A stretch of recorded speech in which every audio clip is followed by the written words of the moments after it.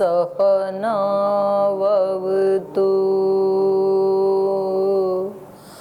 सहनौ भुनक्तु सह वीर्यं करवावहै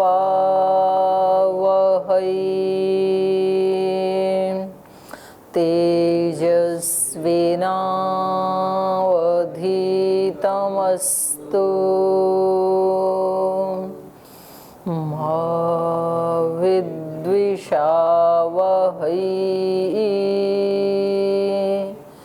ओम शांति शांति शांति।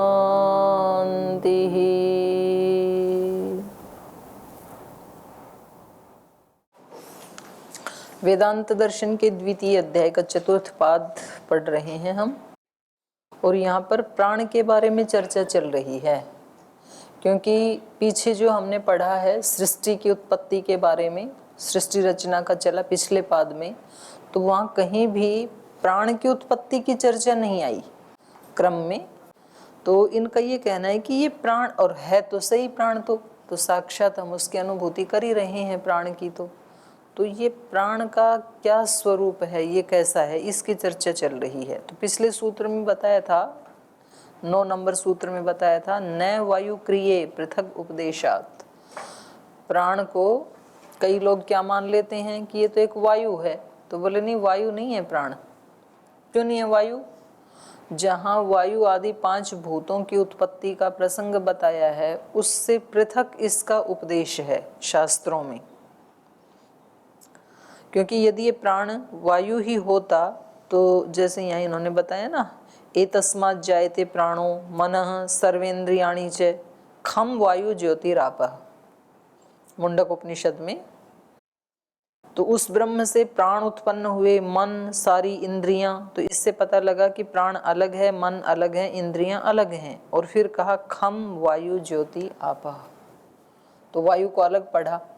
तो यदि एक ही होते तो अलग से पढ़ने की जरूरत नहीं थी। तो इसका अलग उपदेश है, इसलिए ये वायु तो नहीं है। फिर 10वें सूत्र में भूमिका में इन्होंने कहा कि ठीक है, न स्यात् खलु मुख्य प्राणो वायु तत्क्रियावा। आपने जो हमें प्रमाण दिए, इससे हमने ये स्वीकार कर लिया, मान लिया कि जो मुख्य प्राण है वो वायु नहीं है और वायु की क्रिया भी नहीं है। किंतु एतावता न तस्य स्वरूपो लक्ष्यते, लेकिन इतना कहने से इसके स्वरूप की तो प्राप्ति नहीं हुई ना। है क्या, ये तो नहीं पता लगा। इम सत्ता कह, किस सत्ता वाला है ये प्राण, ये नहीं पता लगा। किम सत्ता का स इति वक्तव्यम तत्र तद अत्र उच्यते। तो किस सत्ता वाला है वो यहाँ बता रहे थे। तो 10वें सूत्र में इन्होंने बताया चक्षुरादिवत्तु तत्सह शिष्ट्यादिभ्यः। बोले ये जो प्राण है ये क्या है, चक्षुरादिवत। जैसे चक्षु आदि इंद्रियां क्या हैं, आत्मा का साधन है, ऐसे ही ये प्राण भी आत्मा का एक साधन है, उनकी तरह है। क्यों? तत्सह, क्योंकि उनके साथ ही रहता है, ये भी उन साधनों के साथ ही, नेत्रादि इंद्रियों के साथ ही रहता है।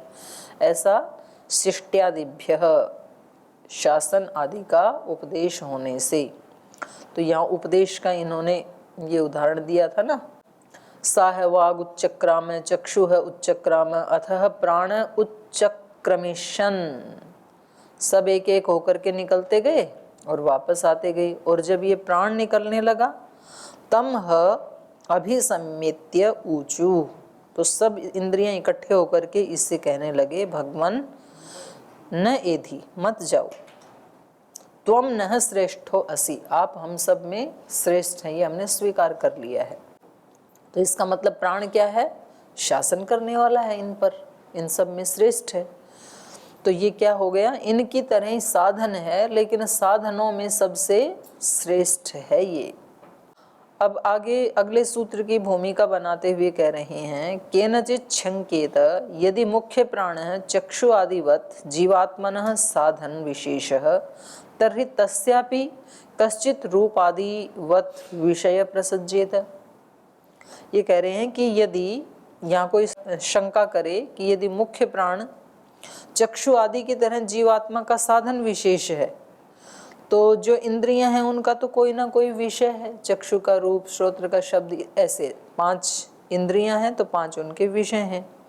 तो ऐसे ही कह रहे हैं, यदि ये साधन विशेष है तो तस्यापि कश्चित रूप आदिवत विषय प्रसज्जित है। रूप आदियों की तरह इसका भी कोई विषय तो होना चाहिए साधन का। अत्र उच्यते, इसका उत्तर दे रहे हैं अगले सूत्र में, अकरणत्वाच्च न दोषः तथा ही दर्शयति। कह रहे हैं ये करण तो है लेकिन नेत्रादि के समान करण नहीं है, विशिष्ट करण है ना। तो एक तो बाह्य करण होते हैं और एक तो अंतःकरण है, तो वो विशिष्ट है बाह्य करणों से। ऐसे ही ये जो प्राण है ये भी इन करणों से विशिष्ट है। अकरणत्वाच्च, नेत्रादि के समान करण न होने से न दोष है, ये दोष नहीं आएगा कि इसका भी कोई विषय होना चाहिए। कुछ सामान्य करण हैं वो विषय वाले हैं, ये विशेष करण है तो अविषय वाला है, इसलिए न दोष है। तथा ही दर्शयति, और ऐसा ही बताया है शास्त्र में इसका स्वरूप। दर्शयति जहाँ जहाँ आएगा उसका अर्थ यही होगा कि ऐसा ही दर्शाया गया है शास्त्र के द्वारा या वेद के द्वारा। अकरणत्वाच्च न दोषः अथ च स मुख्य प्राणो अस्ति चक्षुरादिवत जीवात्मनः उपयोगकारी, किंतु सो अकरणम अनिंद्रियम चक्षुरादिवत न इंद्रियम, तस्मात् न रूपादि विषयवत विषयांतर प्रसंग दोषः मुख्य प्राणस्य भवति। अथ च स मुख्य प्राणो अस्ति, बोले ये जो मुख्य प्राण है ये चक्षुरादिवत जीवात्मन उपयोगकारी। आपने बताया कि चक्षु आदि की तरह जीवात्मा का ये उपयोगी है, साधन, उपकार करने वाला है। किंतु सो अकरणम, लेकिन ये जो प्राण है ये ऐसा करण नहीं है जैसे ये चक्षु आदि हैं, तो इनकी दृष्टि में ये अकरण है।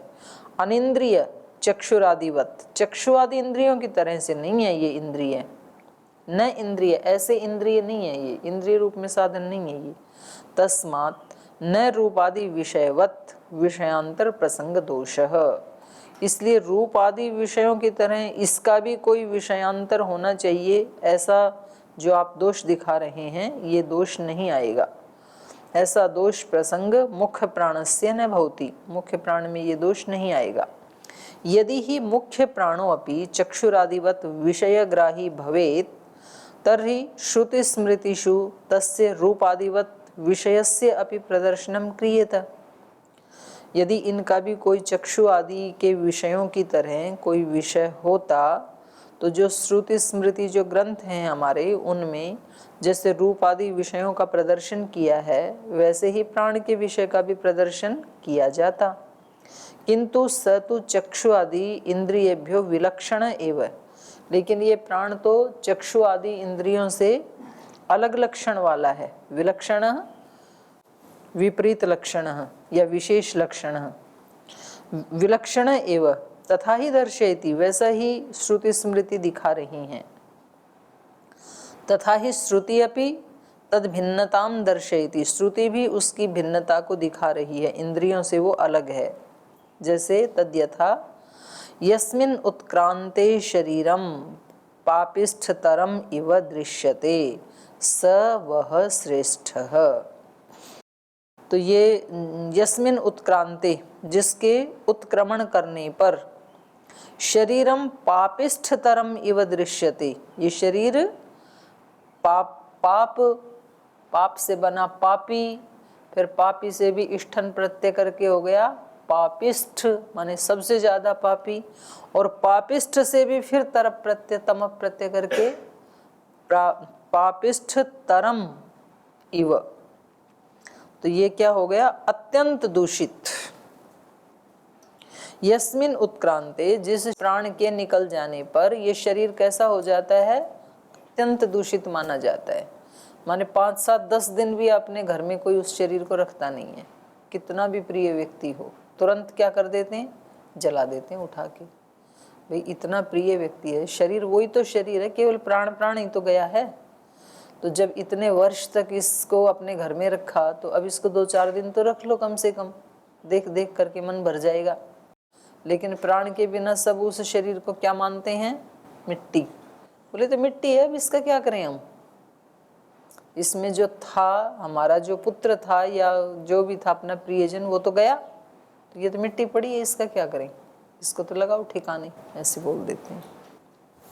तो कह रहे हैं यस्मिन उत्क्रांते शरीरम पापिष्ठतरम इव दृश्यते स वह श्रेष्ठ है, वह ये प्राण हम सब में श्रेष्ठ है। तेन यद अश्नाति यद पिबति तेन इतरान प्राणान अवति। तो कह रहे हैं तेन, तेन मतलब यहाँ मुख्य प्राणेन है, यहाँ तेन हेतु में नहीं आया है, इस हेतु से, ऐसा अर्थ नहीं है। यहाँ पर है तेन का मतलब मुख्य प्राण, इस मुख्य प्राण के द्वारा ही यद अश्नाति यद पिबति, जो कुछ भी ये व्यक्ति खाता है या जो कुछ भी पीता है, तेन उस खाए पिए हुए से इतरान प्राणान अवति, दूसरी इंद्रियों की रक्षा करता है। माने ये इस मुख्य प्राण के कारण ही ये व्यवस्था है इस शरीर में कि जो कुछ भी मुख आदि इंद्रियों से खाया जाता है या पिया जाता है, उससे चक्षु आदि इंद्रियां पुष्ट होती हैं। सारी इंद्रियां उसी से तो पुष्ट होती हैं, कर्म इंद्रियां और ज्ञान इंद्रियां। तो ये सब किसके कारण हो रहा है? प्राण से, तेन, उस मुख्य प्राण से ही। तो ये अलग हो गए ना, विलक्षण हो गए। सब इंद्रियों जैसा थोड़ी है, सब इंद्रियां तो पुष्ट होने वाली और वो पुष्ट करने वाला, तो बोस हो गया वो तो उनका। प्राणेन रक्षण अवरम कुलायाम, ये बृहदारण्यक का, इस प्राण के द्वारा ही रक्षण, रक्षा करते हुए अवरम कुलायाम, इस स्थूल शरीर की रक्षा करता है। यस्मात् कस्माच्च अंगात् प्राण उत्क्रामति तदेव तत् छुष्यति। तो इसलिए कह रहे हैं कि व्यक्ति के जिस किसी भी अंग से प्राण उत्क्रामति, प्राण उत्क्रमण कर जाता है, वहाँ प्राण यदि नहीं रहता है तो तदेव तत् छुष्यति, उस अंग को ही वो प्राण सुखा देता है यदि वो वहाँ से निकल जाता है। तो वृक्षों में भी देखा है ना कि कोई कोई डाली सूख जाती है, बाकी का पेड़ हरा हुआ है, तो इसका मतलब वहाँ प्राण नहीं है, इसलिए सूख गया। शरीर में भी कभी देखते हैं कि कभी कोई एक अंग काम ही नहीं करता है, शून्य हो जाता है, डेड जैसे हो जाता है, तो इसका मतलब वहाँ पर प्राण ठीक से काम नहीं कर रहा है। तो इसलिए ऐसे ऐसे रोगियों को ज़्यादा प्राणायाम करवाते हैं, फिर वो कहते हैं जी इतने साल से ये ऐसे ही मेरा हाथ पड़ा था, पैर पड़ा था, इसमें कोई एक्टिविटी नहीं थी, अब इसमें प्राण आ गया। तो वो प्राण से ही तो आया, प्राणायाम से ही उसमें नया प्राण आया, तो ये अलग है उनसे। यस्मात् कस्माच्च अंगात् प्राण उत्क्रामति तदेव तच्छुष्यति इत्येवं शरीर इंद्रियाणाम धारण रक्षण पोषण जीवनानि प्राणस्य वृत्ति ही व्यापारः कार्यम वा इति विज्ञेयम्। तो कह रहे हैं इस प्रकार से शरीर इंद्रियाणाम, इस सारे शरीर और सारी इंद्रियों का धारण पोषण और जीवन, ये प्राणस्य वृत्ति ही, ये प्राण के कारण ही है, प्राण की ही वृत्ति है। ये वृत्ति मतलब व्यापार, व्यापार मतलब कार्यम। तो ये प्राण की ही वृत्ति है, उसी का व्यापार है, उसी का कार्य है कि इस शरीर को धारण भी कर रहा है, इसका रक्षण भी कर रहा है और इसका पोषण भी कर रहा है। इत्थं स मुख्यः प्राणो जीवात्मनः चक्षुरादिवत् साधन विशेष तथा चक्षुरादिभ्यो भिन्नश्च सन स्वरूपतः। तो इस प्रकार से इत्थम स मुख्य प्राण, ये जो मुख्य प्राण है, जीवात्मनः चक्षुआदिवत् साधन विशेष, इस जीवात्मा का साधन तो है लेकिन चक्षु आदि तो सामान्य साधन है, और ये चक्षु आदियों की तरह साधन तो है लेकिन कैसा साधन है? साधन विशेष, विशेष साधन है ये। तथा चक्षुरादिभ्यो भिन्न, तो इसलिए ये चक्षु आदियों के समान भी है और चक्षु आदियों से भिन्न भी है, विशेष होने के कारण। भिन्नश्च सन स्वरूपतः, स्वरूप से क्या है ये? इनसे भिन्न है। तो स्वरूप से भिन्न होता हुआ पंचवृत्ति मनोवत व्यपदिश्यते, मन की 5 वृत्तियों के समान व्यपदिश्यते, व्यपदेश किया जाता है। मन की 5 वृत्तियां कौन सी हैं? मन की 5 वृत्तियां कौन सी हैं? ये ही नहीं, क्षिप्त विक्षिप्त मूढ़ एकाग्र निरुद्ध, ये 5 वृत्तियां हैं ना मन की। तो ऐसे ही कह रहे हैं, पंचवृत्ति मनोवत व्यपदिश्यते, मन के समान 5 वृत्तियों वाला कहा जाता है इस प्राण को, क्योंकि प्राण ने भी अपने आप को कितने भागों में विभक्त किया है? 5 में। प्राण अपान उदान समान व्यान। और ऐसे ही मन की भी 5 वृत्तियां हैं, क्षिप्त मूढ़ आदि। जैसे एक ये मन साधन है, अंतःकरण है, तो ये बाह्य करणों से विशिष्ट है। ऐसे ही मन के समान ये प्राण भी चक्षु आदि इंद्रियों से विशिष्ट साधन है। सच मुख्य प्राण पंचवृत्ति को अस्ति मनोवत, ये जो मुख्य प्राण है ये मन के समान 5 वृत्ति वाला, 5 व्यापार वाला है। मनो अत्र अंतःकरणम, मन का मतलब है यहाँ पर अंतःकरण। यथा ही अंतःकरणस्य वृत्तय संति, जैसे अंतःकरण की वृत्तियां हैं, मनोबुद्धि चित्त अहंकार, इन्होंने यहाँ ये लिया है वृत्ति के मतलब, मन में ये क्षिप्त विक्षिप्त नहीं लिया। मन की वृत्ति का मतलब क्या लिया इन्होंने? मन बुद्धि चित्त अहंकार। तथा मुख्य प्राणों अपि वृत्ति भेदेन भिन्न भिन्न नाम अभिव्यपदिश्यते, सच पंचवृत्ति भी पंचनाम भी। तो जैसे मन की 5 वृत्तियां होती हैं, वैसे ही प्राण की भी भिन्न भिन्न 5 वृत्तियां हैं, और वो व्यपदिश्यते, वो कही जा रही हैं। सच पंचवृत्ति भी पंचनाम भी, तो वो 5 वृत्तियां 5 नाम से कही जाती हैं। ठीक है, जैसे मन की 5 वृत्ति होती हैं, वैसे ही प्राण की भी 5 वृत्ति हैं। ठीक है, तो हाँ, तो मन में अब आपके ये आ रहा होगा ना कि तो 4 हुई, मन बुद्धि चित्त अहंकार। तो मैं यही तो जानना चाह रही थी कि आप थोड़े जागरूक हैं कि मेरी बात को मत सत्य वचन कह करके ही सुने जा रहे हैं। तो यहाँ पर ये गिनती की तरह दृष्टि से नहीं कह रहे हैं कि जैसे मन की 5 वैसे इसकी 5, ऐसे नहीं कह रहे हैं। ये कह रहे हैं जैसे मन एक है और उसकी अनेक वृत्तियां हैं, ऐसे ही मुख्य प्राण एक अलग है, विशेष है, और उसकी 5 वृत्तियां हैं। तो ये बताएंगे, अपने आप ही बताएंगे इसके भाष्य में। तो इसको देखते हैं। मनो अंतःकरणम तु चतुर्वृत्ति भी चतुर्नाम भी व्यपदिश्यते, कह रहे हैं मन जो है, वो मन को ही जो अंतःकरण कहा, उसकी तो 4 वृत्तियां हैं और वो 4 नाम से कही जाती हैं। प्राणस्य पंचवृत्तयः, और 5 की प्राण की तो 5 वृत्तियां हैं। प्राण अपान व्यान उदान समान, समानो अन इत्तेतत्, मतलब ये अन का मतलब क्या है? सभी में जो इसके 5 प्रकार के जो वृत्तियां बताई, सब में अन आ रहा है ना। प्राण, तो प्राण में अन आ गया, व्यान में भी अन आ गया, उदान में भी अन आ गया, तो कॉमन है ना अन सब में।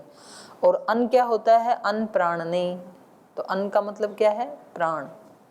तो ये सब में जो अन है, इसका मतलब क्या है? प्राण ही है। प्राणो अपानो व्यान उदान समानोन इत्तेतत् सर्वम प्राण एव, क्योंकि सब के अंत में अन आ रहा है, इसलिए सारे क्या हैं? प्राण ही हैं, क्योंकि अन क्या है? प्राण, अन प्राणने। तो क्योंकि इन सब के नाम के अंत में अन आ रहा है, इसलिए ये सारे प्राण ही हैं। तो प्राण हो गए 5। कथम ही तस्य पंचवृत्तित्वम कार्य विभागश्च सोपि विपदिश्यते, इसकी 5 वृत्तियां कैसे हैं और उनका कार्य विभाग क्या है? क्यों 5 बताया यहाँ पर? तो कह रहे हैं सोपि विपदिश्यते, वो भी बता रहे हैं। एष प्राणः इतरान प्राणान पृथक पृथक एव सन्निधत्ते, बोले ये जो मुख्य प्राण है, ये जो मुख्य प्राण है, एष प्राणः इतरान प्राणान, तो ये इन जो गौण प्राण हैं या गौण इंद्रियां हैं, इनको यहाँ पर तो प्राण ही ले रहे हैं। एष प्राणः इतरान प्राणान, दूसरे प्राणों को पृथक पृथक इव सन्निधत्ते, अलग अलग ये व्यवस्थित करता है इन सबको। कैसे? पायुपस्थे अपानम चक्षुश्रोत्रे मुखनासिकाभ्याम प्राणः स्वयं प्रतिष्ठते, कह रहे हैं पायुपस्थ में तो अपान रहता है, और चक्षु श्रोत्र और मुख नासिका में स्वयं प्राण रहता है, मुख्य प्राण यहाँ रहता है। चक्षु श्रोत्र मुख नासिका जो मुख्य ज्ञानेंद्रियां हैं, इनमें स्वयं अपना मोर्चा संभाल के रहता है प्राण, स्वयं प्रतिष्ठते। मध्य तो समान, और जो शरीर का मध्य भाग है नाभि, उसमें समान रहता है, तो समान रूप से खाए हुए को सब अंगों में भेजता है। वो डिस्ट्रीब्यूशन समान रूप से करता है, कोई भेदभाव नहीं करता है, तो इसलिए उसको समान कह दिया। प्राणो अपानो व्यानो उदान समान अन इत्येतत् सर्वं प्राण एव कथम ही तस्य पंचवृत्तित्वं काय विभागश्च सोपि व्यपदिश्यते एष प्राण इतरान् प्राणान् पृथक पृथक एव सन्निधत्ते पायुपस्थे अपानं चक्षु श्रोत्रे मुखनासिकाभ्यां प्राण स्वयं प्रतिष्ठते मध्ये तु समान एष ही एतद् धुतम अन्नम समुन्नयति। बोले ये प्राण ही है जो एतत् धुतम अन्नम, धुतम माने खाए पिए हुए अन्न को, हाँ हाँ हुतम को धुतम हो गए ना, तो खाए हुए को एष ही एतद् धुतम अन्नम समुन्नयति, ये जो समान नाम का प्राण है ये ही खाए पिए अन्न को समुन्नयति आगे ले जाता है, मतलब इधर उधर सब अंगों में यही भेजता है ना, तो इसलिए इसको समान कहा। नाड़ी शाखासु व्यानश्चरति, और जो हमारे शरीर की नाड़ियां हैं या उनकी शाखाएं हैं उनमें व्यान विचरण करता है, वो रहता है वहाँ पर। व्यापनोति इति व्यान है, तो सारे शरीर में नस नाड़ियाँ व्याप्त हैं, उन सब नस नाड़ियों में व्याप्त जो प्राण है उसको कहेंगे व्यान। मनोवदात्र वृत्ति भेदस्य साम्यम न संख्याया, तो जो आपका प्रश्न था तब उसका उत्तर दे रहे हैं। कह रहे यहाँ पर सूत्र में जो कहा था ना मनोवत, तो मनोवत कह करके मनोवत अत्र वृत्ति भेदस्य, एक ही मन की जैसे चार वृत्तियां हैं, भेद है, ऐसे दिखाना चाह रहे हैं कि प्राण भी एक होते हुए क्या है, वृत्ति भेद वाला। मनोवद अत्र वृत्ति भेदस्य साम्यम, मन के समान यहाँ वृत्तियों के भेद की समानता है मन में और प्राण में। न संख्याया, संख्या की समानता नहीं है कि भाई मन की चार वृत्तियां हैं तो प्राण की भी चार होनी चाहिए, या प्राण की 5 हैं तो मन की भी 5 होनी चाहिए, ऐसे संख्या का यहाँ पर समानता नहीं बताई जा रही है, बस वृत्ति भेद की समानता बताई जा रही है कि अंतःकरण एक होता हुआ 4 वृत्ति वाला है, ऐसे ही मुख्य प्राण एक होता हुआ 5 वृत्ति वाला है। संख्यायाः साम्ये तु मनोवत् ताश्चित्तस्य वृत्तयः 5, और कह रहे हैं संख्या की दृष्टि से यदि साम्य करेंगे तब तो मनोवत मन के समान, ताहा चित्तस्य वृत्तयः 5, तो फिर तो चित्त की वृत्तियां 5 होती हैं, तो ये फिर प्रमाण आदि ये दूसरे ढंग से व्याख्या कर दी कि यदि आप संख्या का ही साम्य देखना चाहें तो चित्त वृत्ति कितनी है, 5। प्रमाण विपर्य विकल्प निद्रा स्मृतयः, तो ये मन की भी 5 वृत्तियां हैं। मनसः पंचवृत्तय इव प्राणस्य पंचवृत्तयः, जैसे मन की 5 वृत्तियां हैं वैसे प्राण की भी 5 वृत्तियां हैं। पंचोक्तः एव प्राण अपान उदान समान व्याना इति मंतव्यम, तो जैसे इसकी 5 वृत्तियां हैं प्रमाण विपर्य आदि, ऐसे ही प्राण की भी प्राणापान समान आदि हैं। तो ये बताया कि प्राण का स्वरूप क्या है। हाँ जी, प्राण का स्वरूप क्या है, क्या बताया, एक साधन है इंद्रियों की तरह से, जैसे इंद्रियां साधन है, जैसे मन एक साधन है आत्मा का, ऐसे प्राण का स्वरूप भी क्या है, एक साधन है। दूसरी विशेषता बता रहे हैं, साधन है और इनसे विलक्षण साधन है।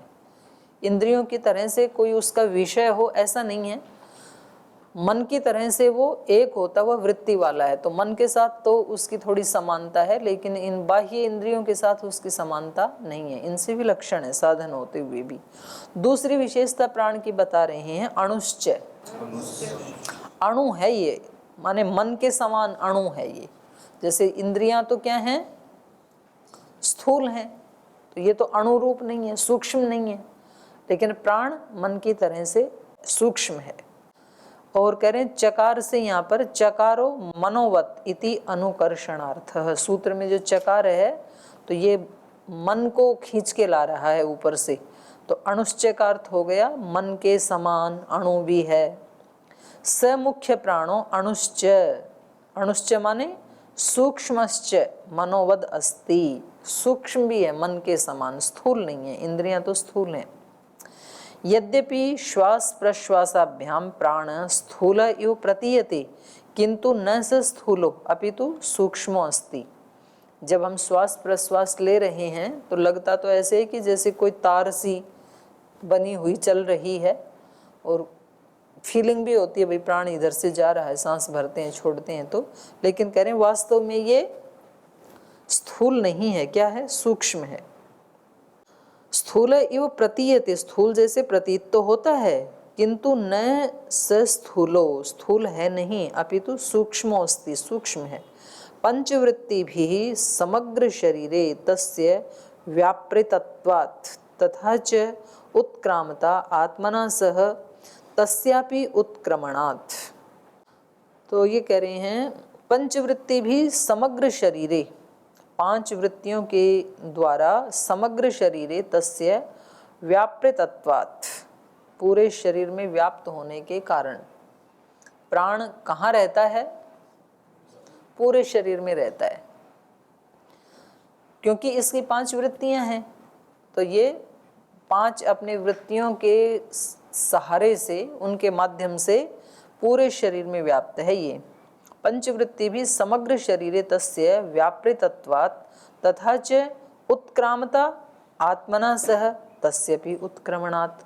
और जब ये निकलने लगता है तो उत्क्रामता आत्मना सह, आत्मा के साथ, तस्य अपि उत्क्रमणात् माने मन सूक्ष्म है। ये कैसे पता लगा हमें भाई, यदि तो ये स्थूल होता और ये सारे शरीर में व्याप्त है तो शरीर में एक जगह से कोई दूसरी जगह जाता, मानो कि ये कंचे की तरह, गोली की तरह कोई स्थूल होता तो फीलिंग होती ना कि अब ये कंचा इधर से नाक से लुढ़कते लुढ़कते इधर आ गया, अब ये यहाँ से लुढ़कते लुढ़कते भोजन को लेके इधर आ गया या इधर आ गया, तो पता लगता ना।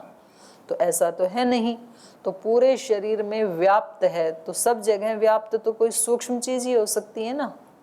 तो एक तो इससे पता लगा कि ये अणु है, और दूसरा ये बताया कि जब ये निकलता है तो आत्मा के साथ चला जाता है। सारी इंद्रियां तो यहीं रहती हैं, स्थूल जो इंद्रियां हैं वो तो मन के साथ जाती हैं, तो वो सूक्ष्म होगी, मन भी सूक्ष्म है।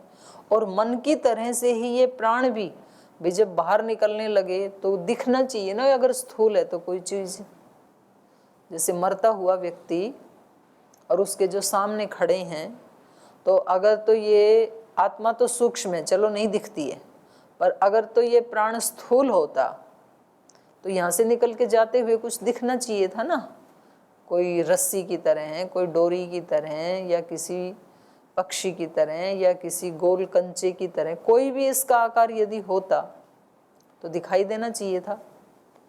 तो लोग देख लेते कि अरे ये तो प्राण तो चला, तो हो सकता है उसको पकड़ भी लेते, स्थूल होता तो कि जाने नहीं देंगे इसको, और दोबारा घुसा देते उसके मुंह में। तो ऐसा तो है नहीं, पता ही नहीं चलता है व्यक्ति को, उसके सामने खड़े खड़े व्यक्ति के प्राण निकल जाते हैं।